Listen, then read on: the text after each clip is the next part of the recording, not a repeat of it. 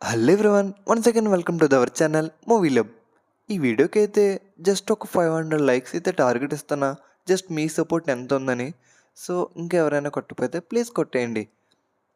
ఇంక వీడియోలోకి వెళ్ళిపోతే జస్ట్ ఇప్పుడే సందీప్ కిషన్ అండ్ రావ్ రమేష్ లీడ్ రోల్లో ప్లే చేసిన మజాకా మూవీ ప్రీమియర్ షో అయితే చూసొచ్చాను.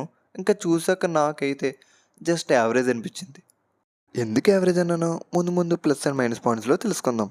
ఇంకా ప్లస్ పాయింట్స్ కోసం మాట్లాడుకోవాలంటే సందీప్ కిషన్, రావ్ రమేష్ కాంబినేషన్లో వచ్చిన కొన్ని కొన్ని కామెడీ సీన్స్, అక్కడక్కడ ఉండే డైలాగ్స్ అండ్ సమ్మ సిల్లీ సాంగ్, ఇవి main plus points of the movie. Director Trinadha Rao Nakkina మూవీస్లో ఒక స్టోరీ, ఒక కామెడీ టైం, ఒక వైబ్ అయితే ఉంటుంది. బట్ ఇందులో అది మిస్ అయిందనే చెప్పాలి. ఎంతసేపు మూవీ అక్కడక్కడే తిరుగుతున్న ఫీల్ అయితే వస్తుంది ఆడియన్స్కి. ఇంకా మూవీలో బ్యాక్గ్రౌండ్ స్కోర్ జస్ట్ ఓకేష్ అనిపించింది. సాంగ్స్ కూడా ఒక 2 పర్వాలేదు అనిపించినాయి అంతే. ఇక పర్ఫార్మెన్స్ విషయానికి వస్తే సందీప్ కిషన్ అండ్ రావ్ రమేష్ కాంబినేషన్లో వచ్చే సీన్సే మూవీలో ఒక 90% స్క్రీన్ ప్రెజెన్స్ మొత్తం వీళ్ళిద్దరితో ఉంటుంది. మూవీకి ఏమైనా పెద్ద ప్లస్ పాయింట్ ఉందంటే అది రావ్ రమేష్ అనే చెప్పాలి ఖచ్చితంగా. ఆయన కామెడీ టైమింగ్తో అయితే ఆడియన్స్ని సీట్లో కూర్చునేలా చేశాడు చెప్పాలంటే. ఇంకా హీరోయిన్గా యాక్ట్ చేసిన రీతు వర్మ అయితే ఇచ్చిన రోల్లో చాలా నీట్గా పర్ఫామ్ చేసింది. అండ్ మన్మధుడు ఫేమ్ అంశు అయితే ఇచ్చిన రోల్కి పర్ఫెక్ట్గా చేసింది.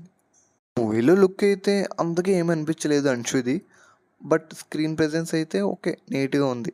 ఇంకా మిగిలిన క్యారెక్టర్స్లో చేసిన వాళ్ళందరూ ఓకే డీసెంట్గా పర్ఫామ్ చేశారు. డబ్బింగ్ కూడా అక్కడక్కడ మిస్ అయిన ఫీలింగ్ అయితే వచ్చింది.